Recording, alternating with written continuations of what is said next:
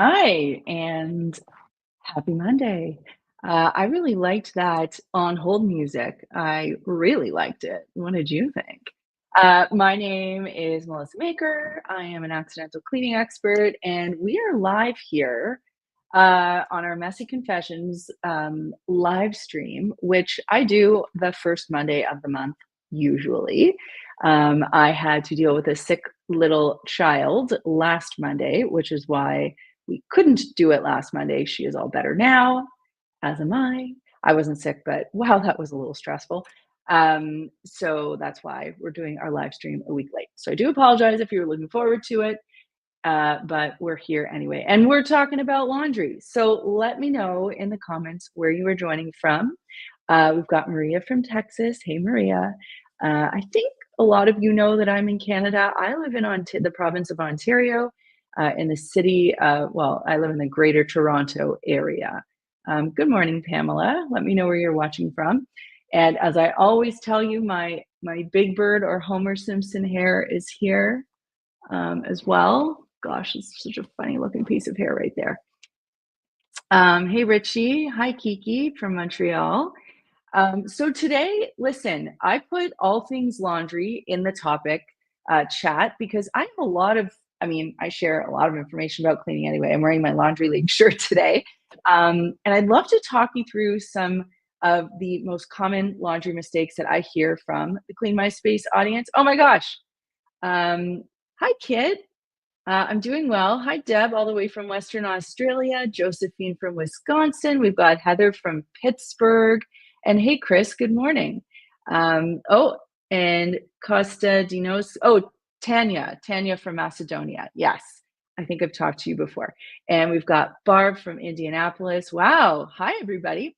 Okay, so as I was saying, I've got a whole bunch of laundry info that, I always share, but I did recently have a chat with Consumer Reports, if you're familiar with that brand. And the lead laundry tester from Consumer Reports, his name is Rich. He and I had a chat last week. We recorded it, and I'm actually going to be putting that chat on the YouTube channel. It's really in depth. And the reason I like talking to him is because he works with products and machines every day. That's all he does, tests them. And nobody can send them product. They have to buy everything. They're a completely unbiased organization.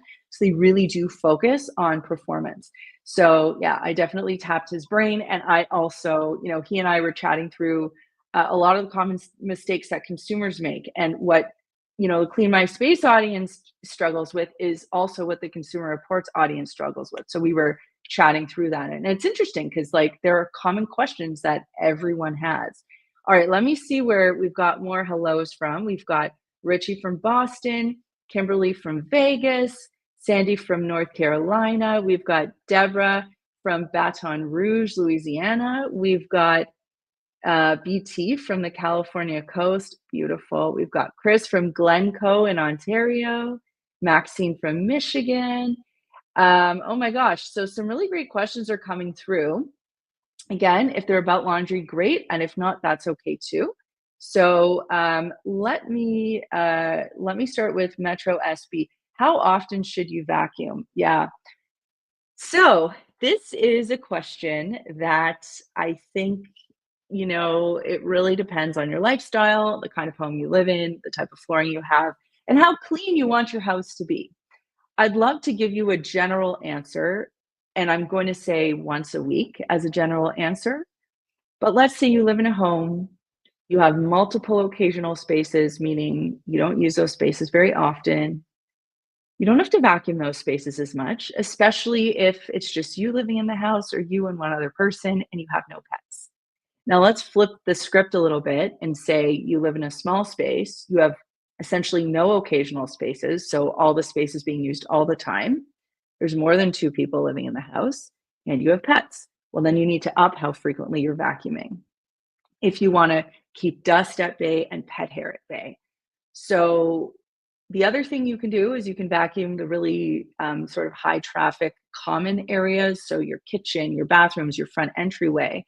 You can do those more frequently, and then you can maybe reduce the frequency when it comes to living room, dining room, that kind of thing. But generally speaking, we want to vacuum to remove dirt, allergens, and dust from our home because that can then resettle on surfaces, make our home feel stuffier, lead to odor, and of course, lead to allergies, asthma, and sort of exacerbate, um, the interior environment, any issues that would come up in your home. Okay, so Metro, I hope that helps. I know it's not a perfect answer, but it's hard to give like an absolute sometimes. I've got a question here from Richie, and it says it might not be the best time when I try to clean stuff in the kitchen, like on the microwave, it always leaves a film. So, Richie, if I'm understanding you correctly, it sounds like when you clean a surface, you're seeing kind of streaks left behind. And that could come from a few different things. The first thing is that you're not using the appropriate cleaning product to tackle the job. So you're still leaving residue or oil behind or dirt, which is why you're seeing those streaks. So you would want to switch to something that can break down that oil, that grease, that dirt to tackle the problem. So it might be like a vinegar solution. It might be straight, like pure full strength vinegar, 5%. It might be something like a Dawn Power Wash, something that can really cut through that grease. So you want to make sure you're using that. The second thing it could be is that you're not rinsing the surface afterward. So if it's very greasy, you could be leaving a bit of residue behind from the product. So you want to maybe do a rinsing wipe, just taking a microfiber cloth with a bit of water.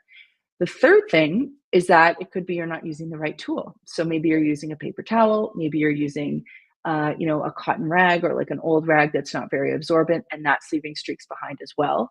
Or your tool could be dirty. So if you've used a cloth multiple times, it might not have the capacity to remove more dirt and liquid because it's dirty.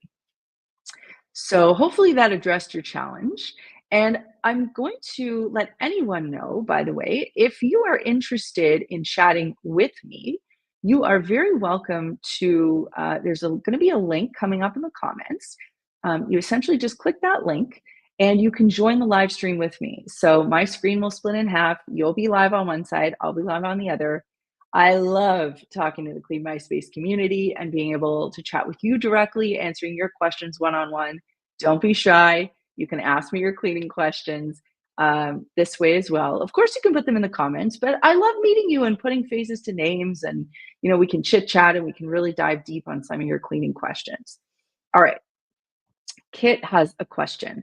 There are a lot of cleaning. So, Kit, do you want to just rephrase that for me? Because I'm not 100% sure I understand. There are a lot of cleaning routine. Maybe I'll answer it like this. There are a lot of cleaning routines that need to be focused on which ones are the most important. So I'm going to answer that question. All right. So what you need to think about, Kit, is your lifestyle. And I know I talk about this a lot, but it's so important because if it's just you living in your house and you can sort of tolerate a mess, well, then you know what? You don't have to clean that frequently the way someone who has a family of four and is a total neat freak. You two are going to have different cleaning schedules. The cleaning routines that I think are the most important are as follows: your front entryway.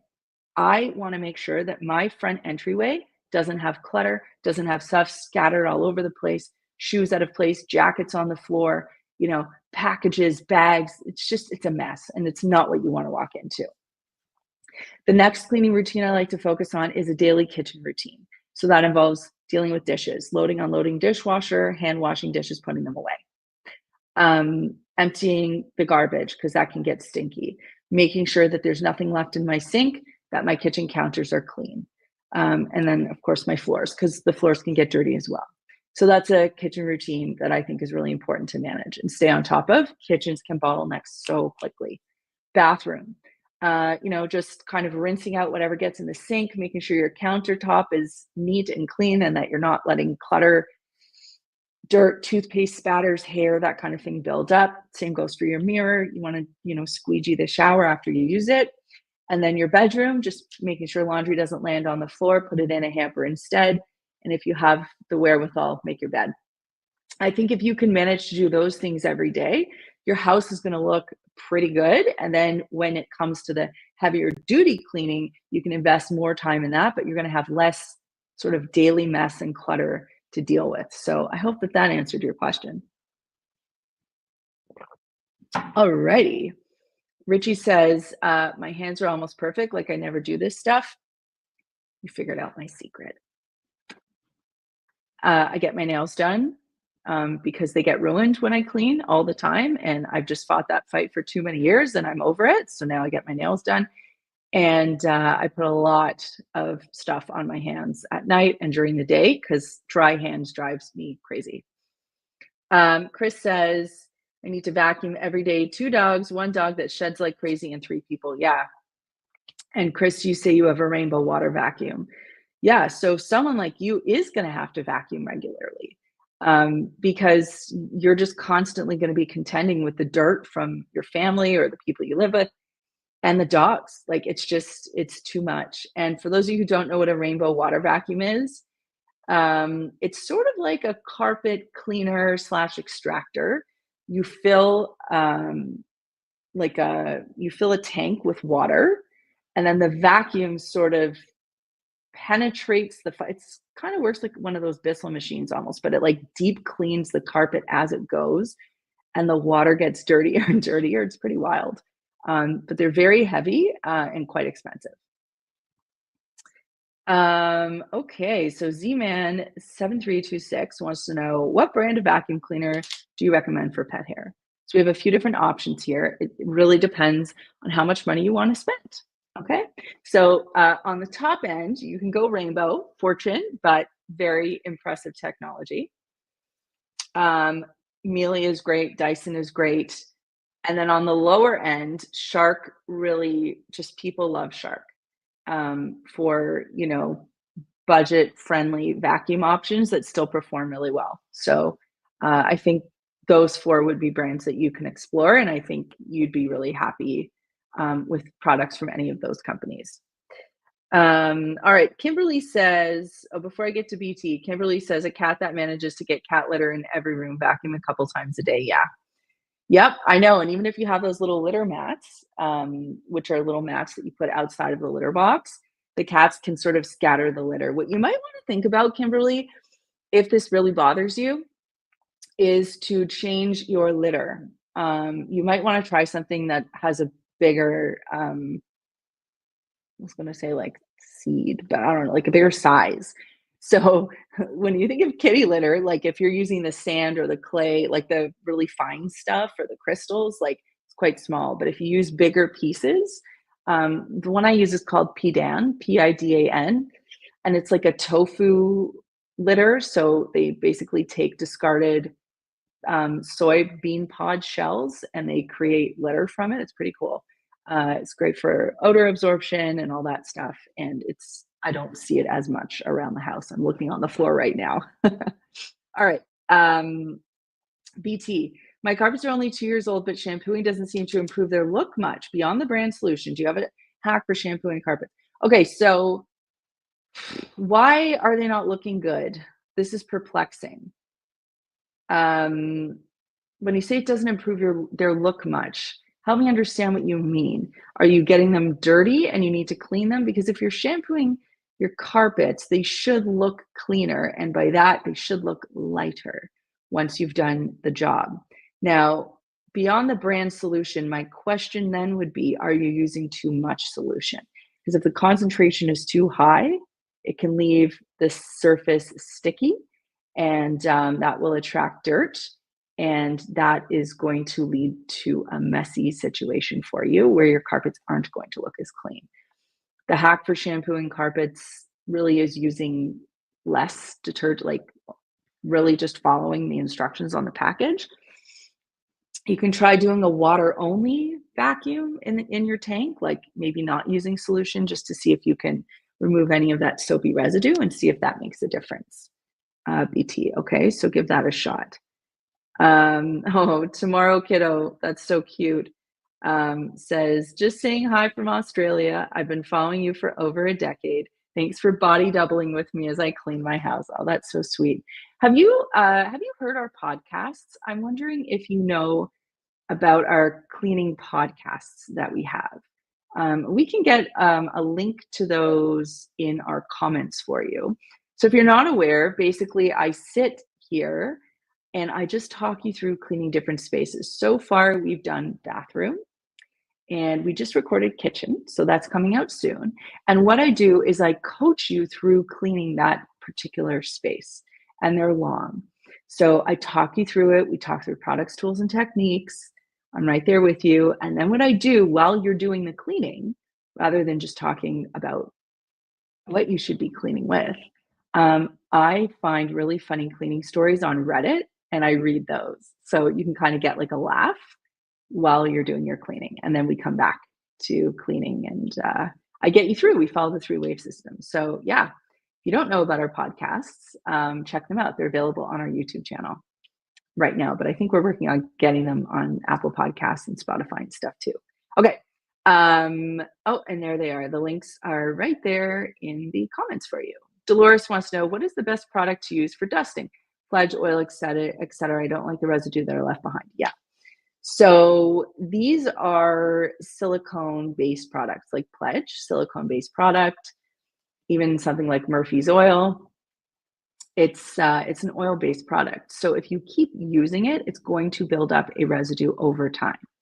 You have residue on a surface. The first thing you might want to do is use an enzyme-based cleaner, something like BioClean, Back Out, or just like a dilutable enzyme cleaner. You can test it on a hidden area first, clean the surface. What that's going to do is take off any of that oily buildup or residue, and that is going to help restore the original shine or sheen to the surface. Once you've done that, I honestly recommend just cleaning with a microfiber cloth and water. You don't have to use fancy product. You want to use something, you can use a little tiny bit of dish soap, added, like I'm talking like the size of your pinky nail, added to a spray bottle full of water. You do not need a lot of dish soap, especially if it's a concentrated product. Just go for it. Okay. Oh my God, Cherie, so funny. I really want to watch you live, but I have students in front of me. I've been following you for years. Your makers class are amazing. You're so sweet. And if I can ever, if you ever want to teach your students how to clean, feel free to share a Clean My Space video. And if you have a question, you can still drop it in the comments and I'll answer it for you. BT said someone came to the door. We'll have to try water next time. Thanks. You're welcome. Yeah, let me know what happens with that. And Dolores, you're welcome too. Do I have a favorite recipe for homemade laundry detergent? I have an opinion about homemade laundry detergent and I'm about to share it with you.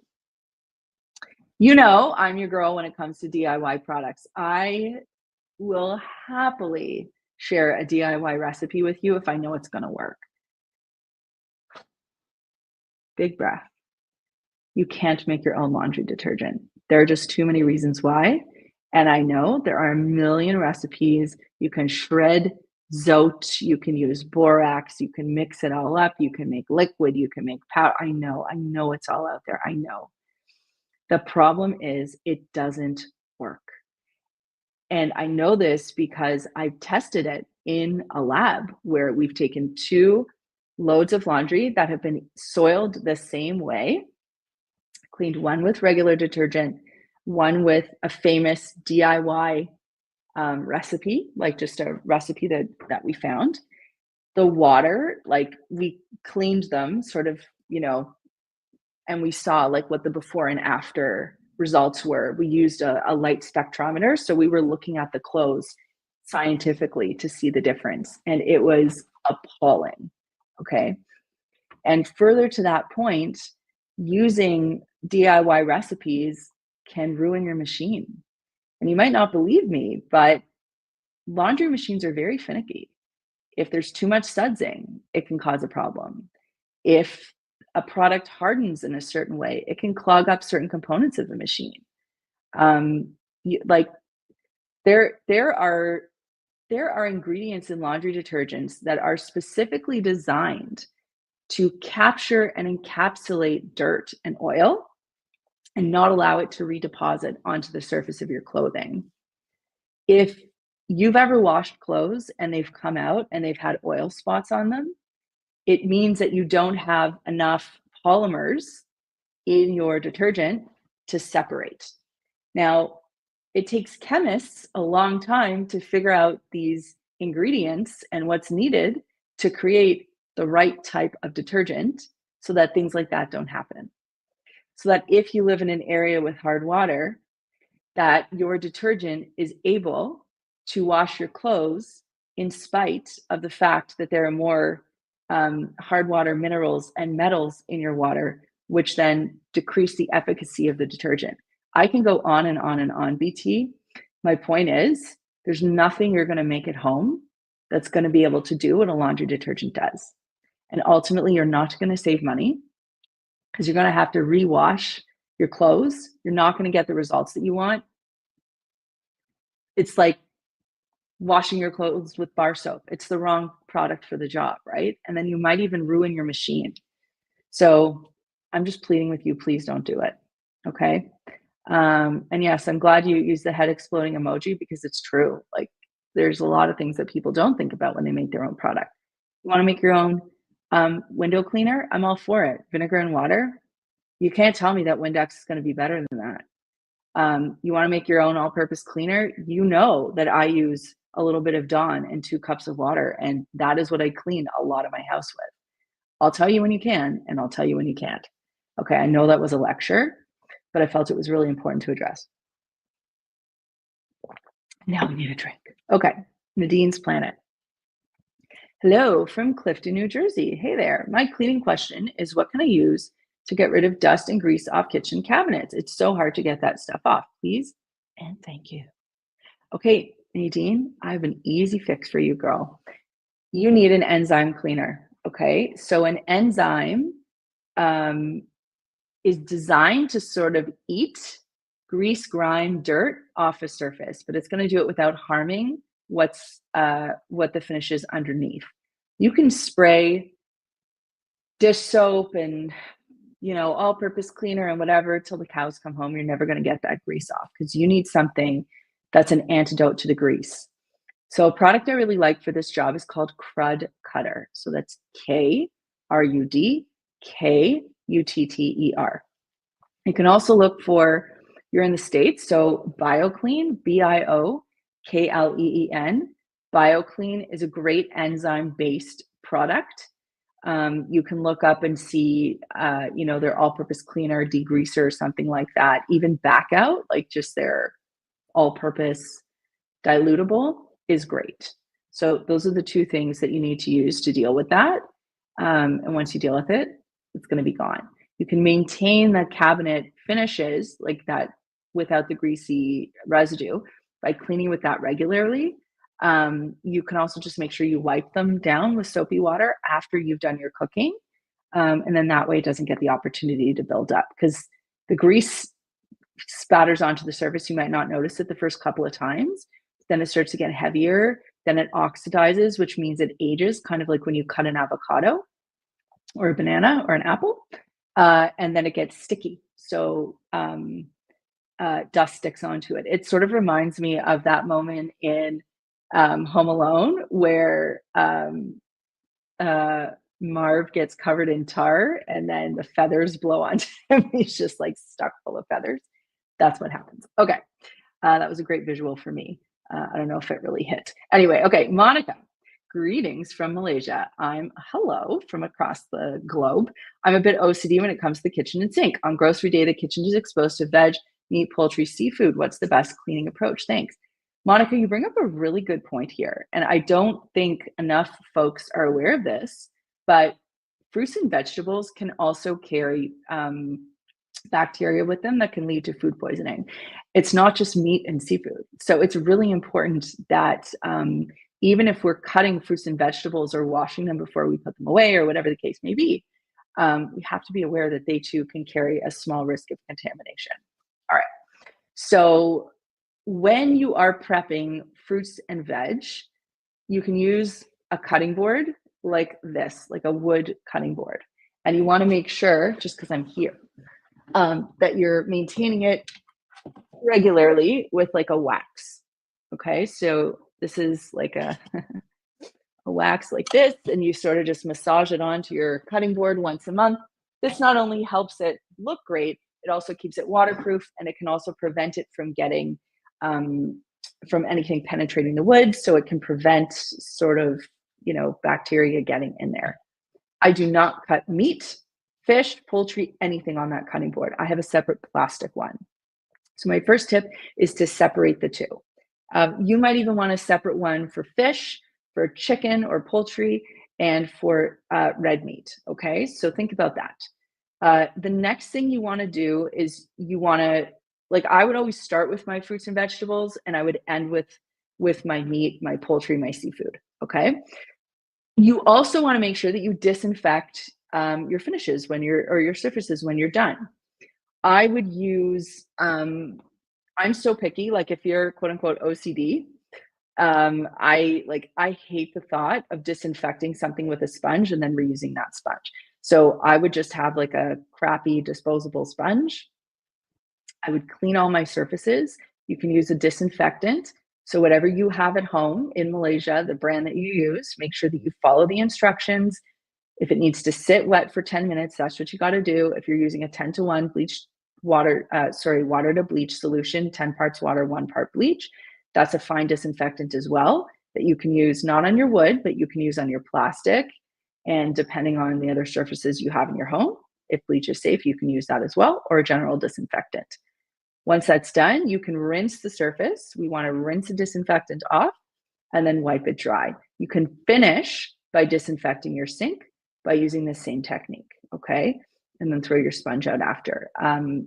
The kitchen area, particularly counter, sinks, and sponge, is where you're going to find the highest concentration of salmonella,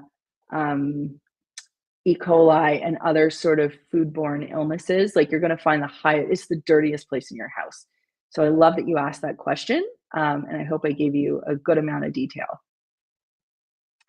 Dolores says, I stopped using fabric softener and now I use Viva. I don't know what Viva is. Is it vinegar? Yeah, I think vinegar is what you meant. Okay. Vinegar cuts the sides. Is it okay? Vinegar is okay. The problem is with vinegar is it has to be added in at the right time. So you can put it in the fabric softener compartment. However, in tests that I did and have participated in, we found out that we need 5 cups of vinegar to do this job effectively. So you can try Downy Rinse and Refresh if you haven't tried that before. Rarely do I recommend a product as much as I recommend Rinse and Refresh. It is not a fabric softener, it's a fabric conditioner. And what it does, I just saw a wasp outside. I'm sorry, Dolores. I'm looking at my windows right here, and a freaking wasp is flying out there. There's snow on the ground. Where did this guy come from? Anyway,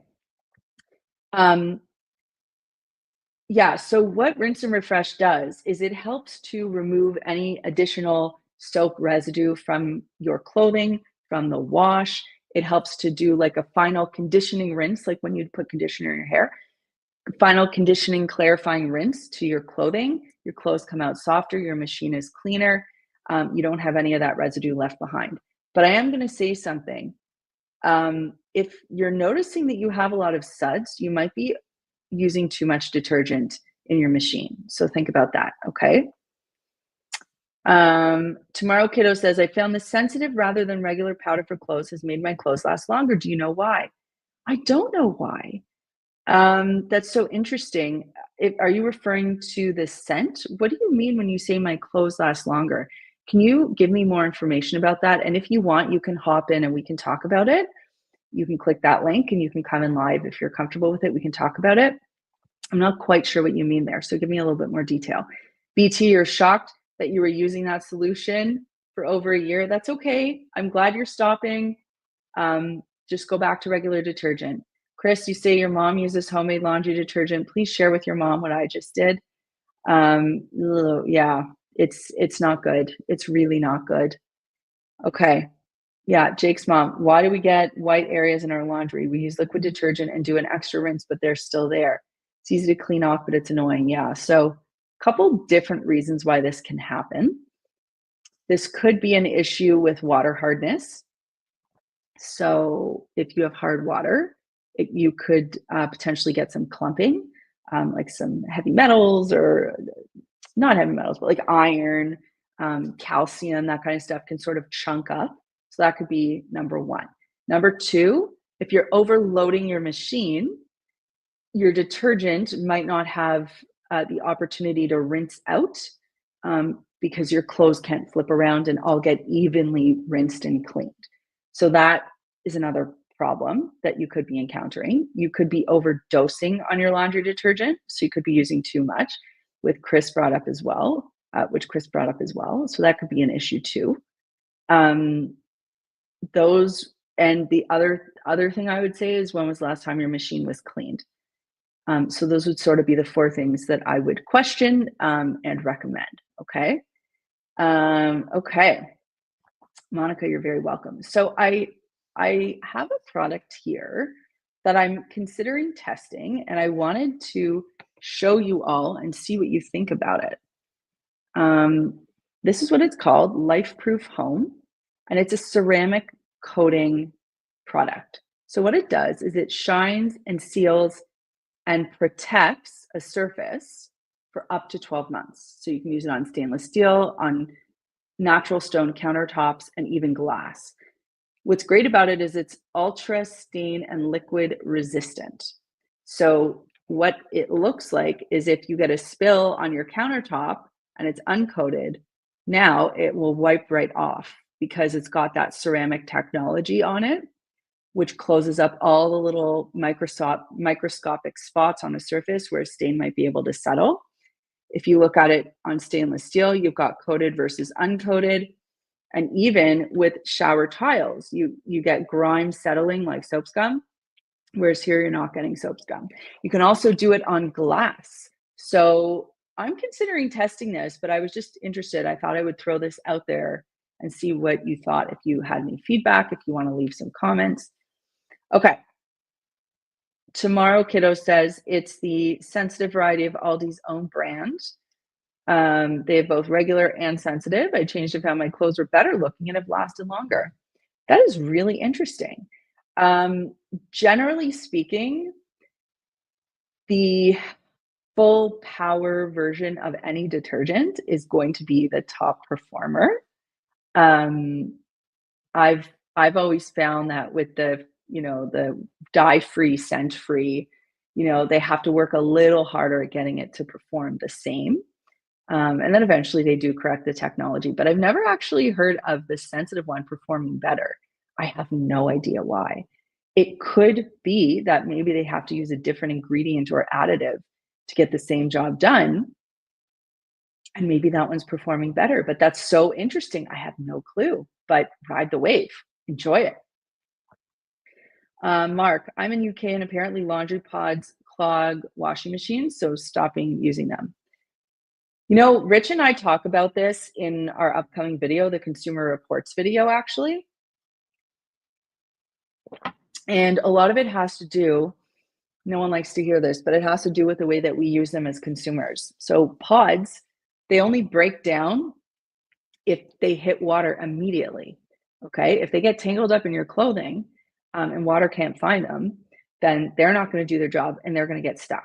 So job number one is to put your pod in first, and then you can load your laundry on top. They don't clog washing machines. They don't.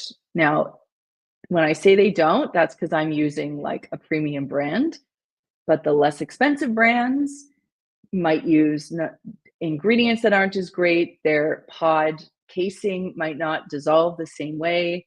It's all sort of dependent on the brand that you use, but like premium brands that I use, like the ones I use are Tide, they're totally fine. I've never had an issue with them.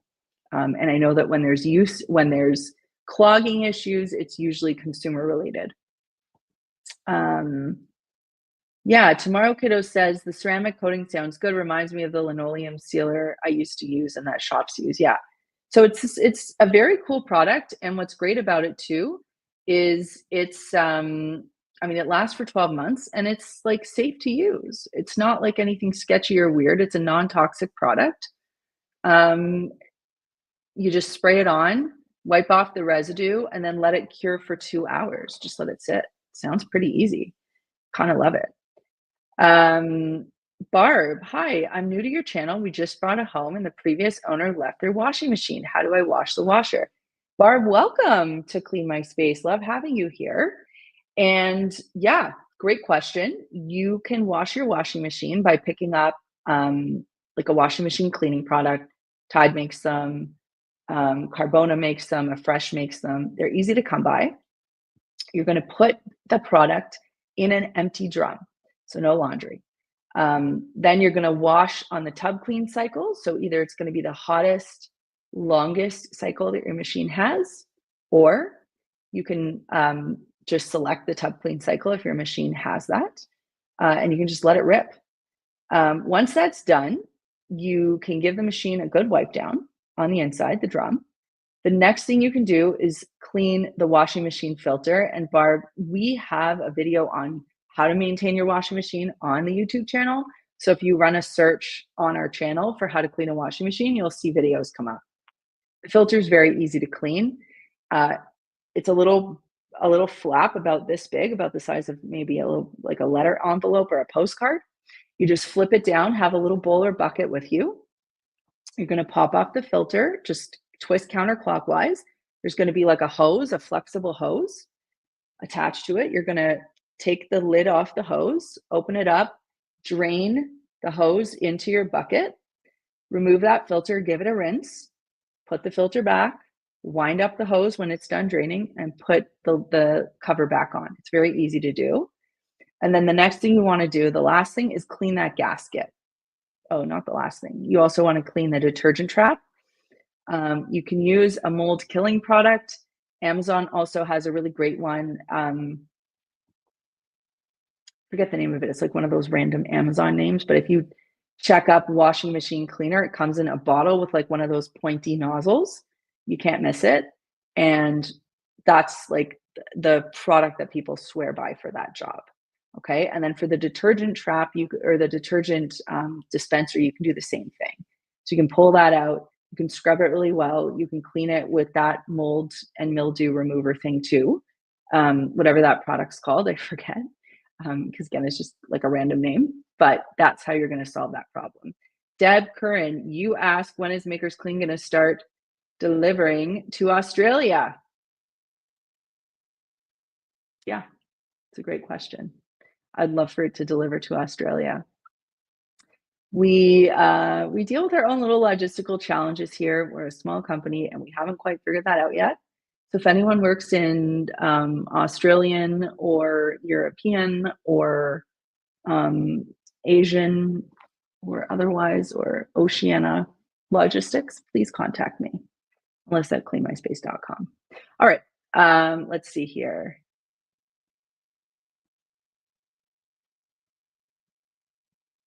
Okie dokie. Yeah, it's true. Postage is a lot. That's really the issue. We don't want to ship it from North America because then it's too much. So we actually need like a logistics point somewhere closer to where you live in Australia. We would love to do it for Europe and Asia as well, and South America. But yeah, we've got to get there. Chris wants to know, what do I recommend as a washer cleaner? I mean, honestly, well, like I said, Carbona, Afresh, Tide, they all make washing machine cleaners. So you can't really go wrong because it's all kind of the same stuff. It's citric acid, really. You can't go wrong. So yeah, I think you're fine. Anyway, look, I have a couple things to tell you, and then I'm going to pop off because I've got some meetings I got to get to. But the first thing I want to tell you is that we've got a new product coming out at Makers Clean. Haven't launched a new one in a while, and it's coming out at the end of this week. So if you want to be first to know about it, make sure that you get on the Makers Clean email list. We can get a link to that in the comments for you. But yeah, you definitely want to check it out because we've been testing it here and it is like so great. It's so great. Definitely go and check that out. You can also go to Makers Clean anytime if you are in our shipping zone. I'm so sorry. Well, if you're not, I'm so sorry. And you can use the code YouTube10 and save 10% off any regular priced items. That's good to know. Second thing is that I sort of revamped our Dirty Dish newsletter a little bit. I'm putting like a little bit more like focus, like I'm sort of rethinking it, rejigging it. So if you're not a subscriber to our Dirty Dish email, You can do that, and I'll also get links down in the comments for you on how to do that. It's the Clean My Space email. I share, like, I deep dive on cleaning topics. I share like little fun lifestyle things in there. Try to make it a little bit funny. It's like it's a little bit me. It's a little bit me. And I'm gonna get some links in there for you. So yeah, we're revamping it. We're making it like a little bit more snacky and fun. Okay, so you can check out the Dirty Dish newsletter. Oh, Deb, I love the waffle weave cloths too. There are just so many uses for them around the house. What else do I want to tell you? Oh yes, the Consumer Reports video that I did with Rich is coming out this week. We did it as a collaboration. And of course, because they're a big organization, they're editing the video, which is actually great for me because less work for my team. Hooray. So, yeah, that video is going to come out on the YouTube channel. If you're subscribed, you should get notified for it. And it's a really great in depth conversation. If you have laundry challenges, it just schools you. And I love doing that. I think I love teaching you and empowering you with cleaning information because, like, once you know it, you know it, and then you can be masterful at it, and then you can spend less time cleaning and more time doing what you love. Speaking of which, I hope you have an amazing rest of the day. Thank you so much for joining this live stream today. Always fun to chat with you all. I hope we've answered some cleaning questions and given you a little bit of motivation to get through the month of March in a bit of a cleaner headspace. See you next time. Bye.